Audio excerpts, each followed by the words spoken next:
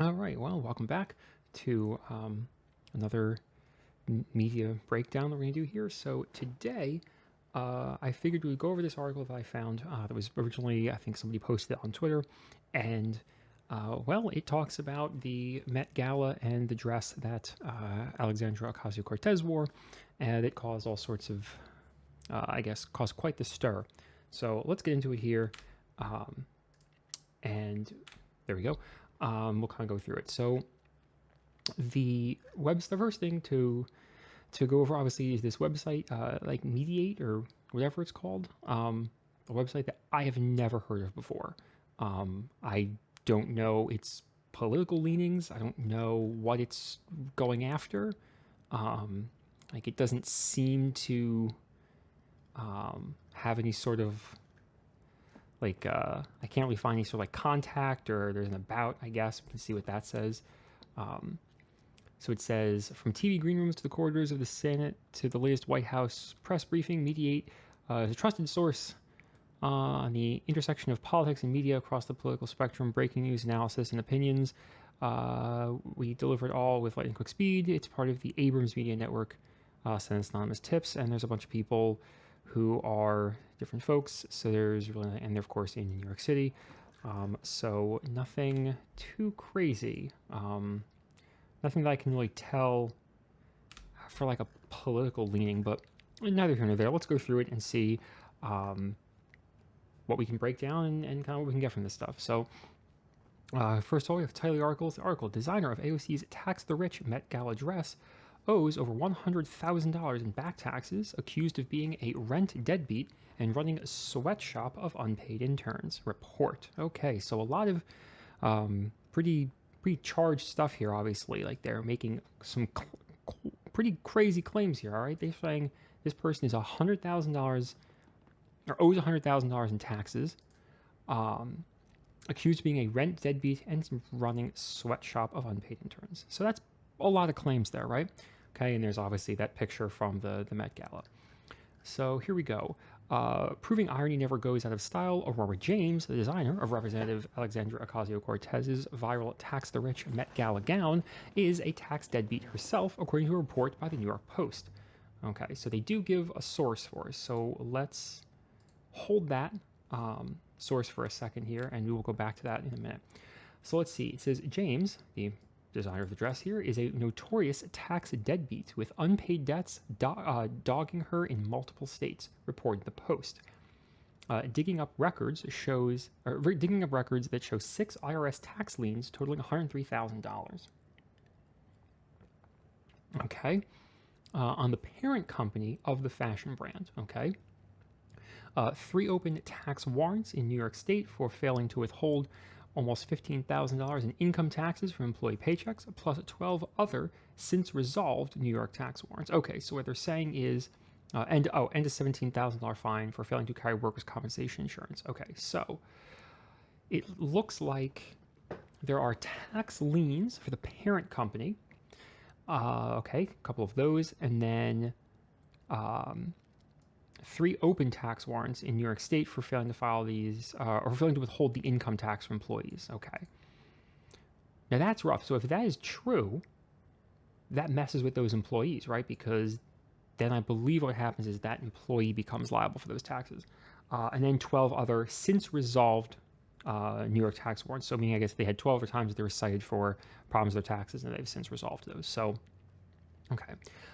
She's also a rent deadbeat, the Post claims, describing an eviction action by James's previous landlord, along with a demand for more than $25,000 plus interest for staying beyond her lease. The case was settled for an undisclosed amount. Okay, so all that means is in the past there was an issue with someone who either owned an apartment building or a building for her business. It's not very clear whether this is like a personal apartment or like a building where her business was being run from. But it has been resolved. Okay. Another previous landlord reportedly sued her for $5,000 in unpaid rent, sending her a letter complaining that she had never paid rent in a timely manner. Okay. Now, this is where I think some of this kind of starts to fall apart here.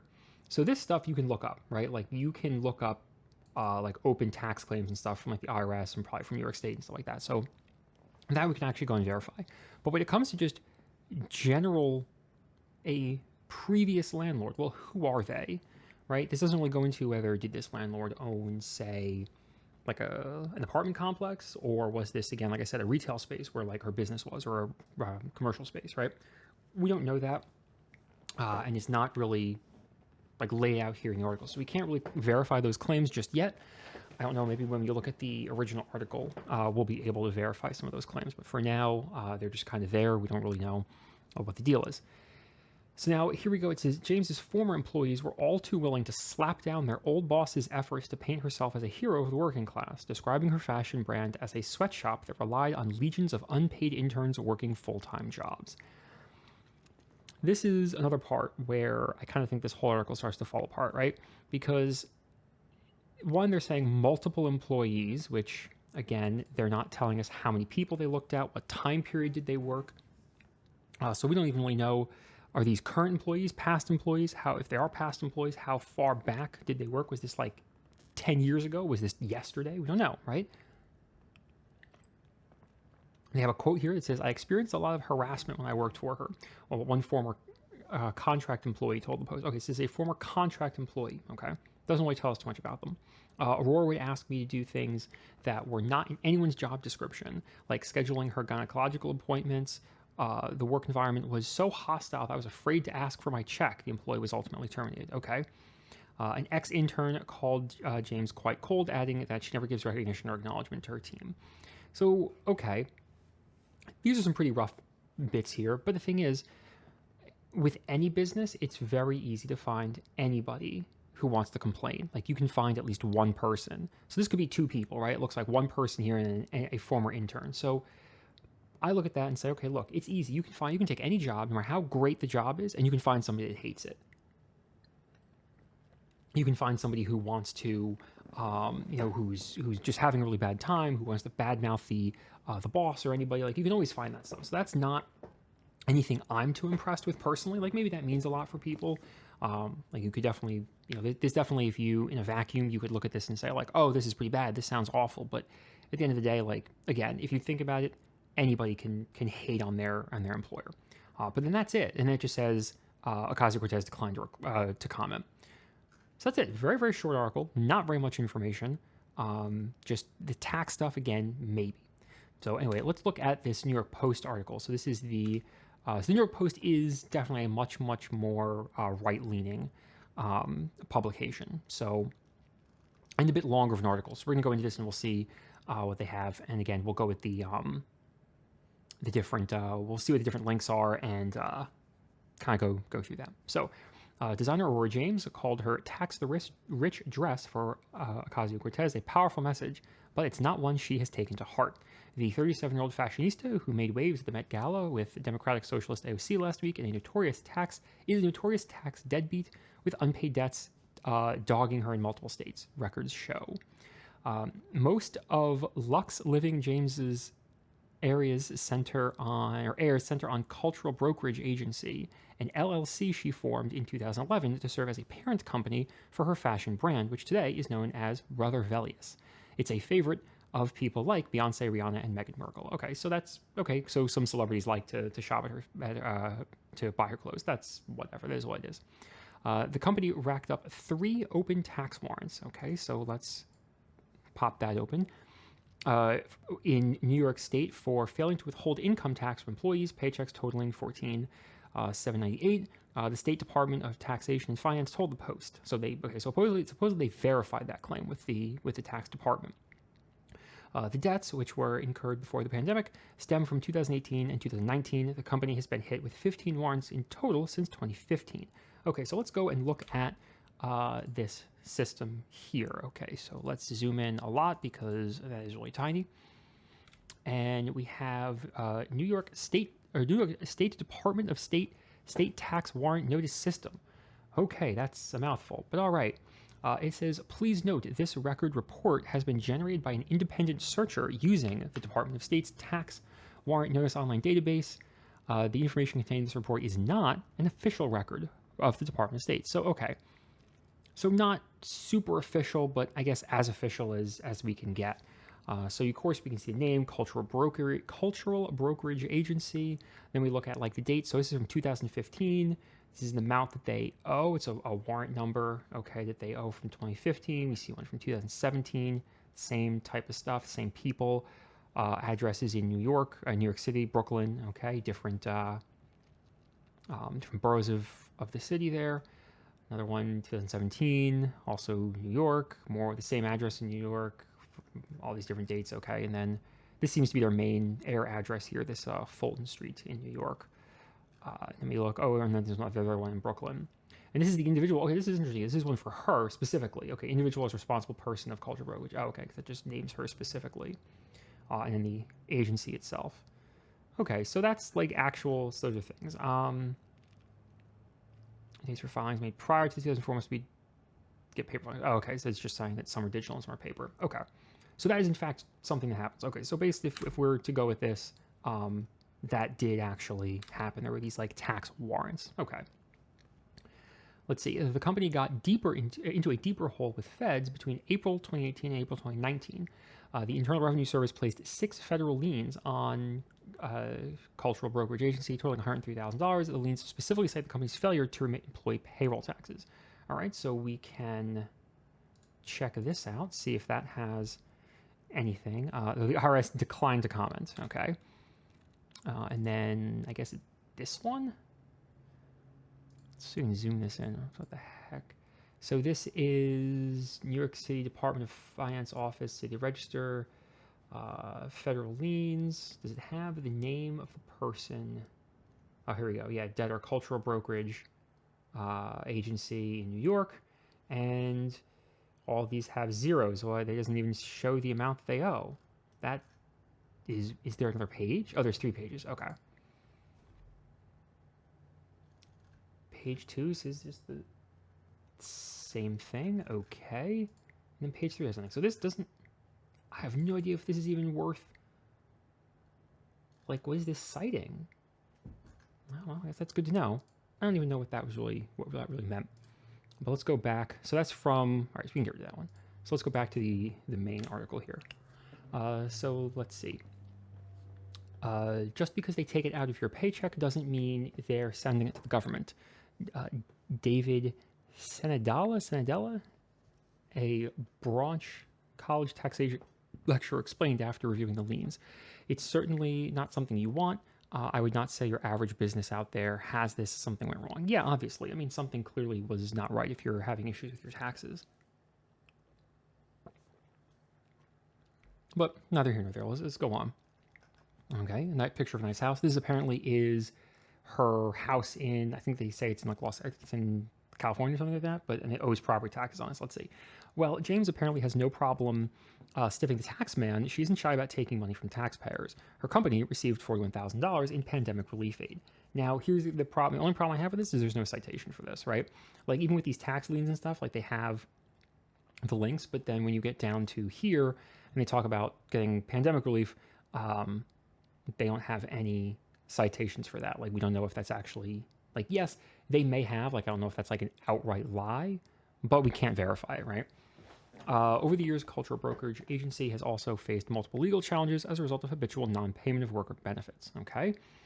In October 2019, the State Workers' Compensation Board slapped the company with a $17,000 fine for not carrying workers' comp insurance between March 2017 and February of 2018. The company currently owes $62,000 and no payments have been received to date.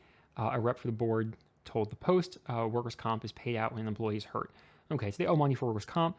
Again, I don't know, like, how common that is, like, for a business, right? Like, if you're running a pretty large business, I don't know, like, tax issue, like how common a tax problem might be for you.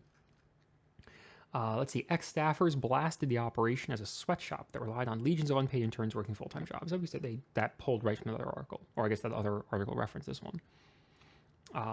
Experienced a lot of harassment, scheduling. We read this quote already. Yeah, cold and doesn't acknowledge it. Okay. They're also alleged rent deadbeat. Let's see. In August 2020, James's landlord filed papers to evict brother Velias from their location at 71 Franklin Street in Brooklyn. Okay, so this clarifies what we're talking about before. I was asking before when it was like, okay, who is this landlord, right? Turns out it was for their business. So let's see, they demanded more than $25,000 in interest in staying beyond the entire lease. Okay, the case was settled. Okay, so that's not an issue anymore. She was sued by a previous landlord in February of 2018 for more than $5,000 in unpaid rent at her shop's old address in Manhattan. Okay. This says, Aurora, obviously we did not want it to come to this, but you never have paid your rent in a timely manner, wrote Matthew Mandel, a rep for her Manhattan landlord, in a frustrated March 2018 email. We have been more than patient. Okay, so this actually cites a person, right? This gives a person's name and like who they're working with. Okay. A little better than another article, at least gives us like more reference. They would say, okay, though AOC proudly labeled James as a working class designer as they waltzed down the Met Gala red carpet, her lifestyle has been anything but. As the pandemic raged across America, igniting a deep recession, James scooped up $1.6 million residence in Los Angeles in September 2020. So I'm assuming that is what what these pictures are from, is this $1.6 million house in California, or in Los Angeles specifically. The Tudor-style home with cathedral ceilings, a master bedroom, fireplace, backyard hot tub sits on 7,000 square feet in the posh Hollywood Hills, according to Redfin. Okay, so Redfin is a real estate website, so I wonder if we can find where this house is. So it just says the property. It doesn't give us an address of like where we can see if we can actually look this up and like verify that this house actually exists, or where we can like look it up. But we'll check it out later. We'll see if we can find it. See, this is like a link to that would be nice too. True to form, the property is already listed as delinquent by the Los Angeles County Assessor's Office, which told the Post James owed $2,500 in property taxes. So let's see where that takes us. Okay, so this shows us Los Angeles County Assessor portal. Gives us a number here, the address. Oh, so here's the address. That's the address of the actual house. Okay, and it shows us a plot of land and other things, and of course, just says taxed as delinquent. Okay, the total of the house cost. Okay, that makes sense. Square footage, year built. Okay, all that kind of stuff. So let's see. We can actually look up that. That address. We can actually go to Redfin itself, and we can check out this home's address. Yeah, there it is. That looks just like this previous house. There you're right. Well, that's slightly. That might be the back of the house, and this is like the front. And yeah, this sold in September 1st, 2020. That's recent. Is that when they said that she got the house? In September. Okay, yeah, September 2020. Okay. So that was correct. And then no, got a good deal on it. The estimate was lower. But let's see, are there more pictures? There are. Okay. So then that's it. That's the only picture? What? There's got to be more pictures of this house, right?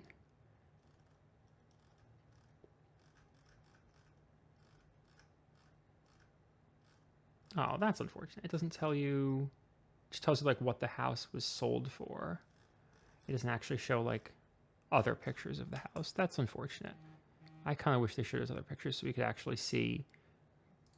Vantage property deal just goes in there. Okay, well that's unfortunate. So we can only see that picture. That looks like the same house, I guess, and we at least found the address from this here. So okay, so that seems reasonably correct. Okay, though AOC was comped tickets, the annual ball for bold facers, entry to the famously exclusive Met Gala runs $3,500 a head, or $35,000. Sorry, we already knew this. James attended the bash with Benjamin Bronfam, a rumored boyfriend she's frequently spotted with. Bronfam 39 is a sign of powerful Bronfam family and its distilling empire. He's worth estimated $100 million, and that's quite a hefty sum. James's unpaid bills, belay. I guess I don't know how to speak well. Her champagne tastes. She frequently jets off to exotic location or exclusive locations. Her Instagram richly depicted with photos or decorated photos from Jamaica, Morocco, France, Indonesia, Mexico, Italy, the United Kingdom, and the Hamptons. She also found money to make a $27,000 or $2,700 donation to Hillary Clinton in 2016. And this is it's the height of hypocrisy when socialists attend a $30,000 per ticket gala with a message of tax the rich while wearing an overpriced dress by a luxury designer who doesn't pay taxes. This is, of course, a Republican Staten Island congressperson said that, of course. What happened to everyone paying their fair share? Yeah, it's kind of irrelevant.